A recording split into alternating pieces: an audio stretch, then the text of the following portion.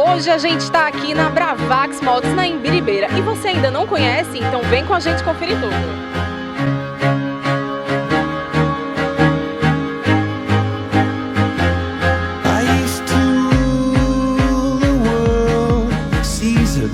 When I gave the word, now in the morning I sleep alone.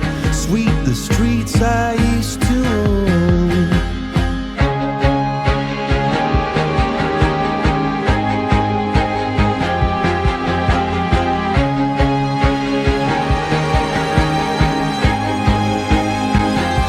I used to roll the dice. Enéas, diretor da Bravax Motos no Brasil, conta um pouquinho pra gente sobre as motos. Nós temos aqui uma moto cinquentinha, que é o lançamento, é o sucesso hoje, tá? É uma moto hoje que tem freio a disco, ela tem hoje partida elétrica, partida no pedal, ela tem o controle, pega no controle e também tem um alarme também, tá? Aqui a moto 200, tá? Uma moto 200 cilindrada, onde você tem amortecedor a gás, tá certo? Tem um alarme também, tem um controle, pega também no pedal, pega na partida, tá? Ela tem um visor de óleo também, tá?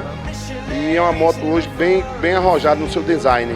Modelo Scooter, que é uma moto hoje completa, totalmente completa. Ela tem hoje freio a disco, ela tem alarme, tem controle, tem marcador de gasolina, marcador de combustível, tem marcador de marcha. É uma moto realmente totalmente completa, com um preço bem lá embaixo, bem competitivo. Enéas, e me diga uma coisa, você está sempre patrocinando os eventos, a Bravax Motos está sempre presente aí, não é? Você agora está com o Samba Recife. Realmente nós estamos agora no Samba Recife, estamos patrocinando, estamos sorteando 4 motos, tá? No Samba Recife, onde o ganhador ele vai ser chamado ao palco, onde vai ser entregue pelo Cantor Belo, pelo Exalta Samba, pelo Sorriso Maroto e a Revelação, tá? Então o cliente vai receber realmente a moto no palco.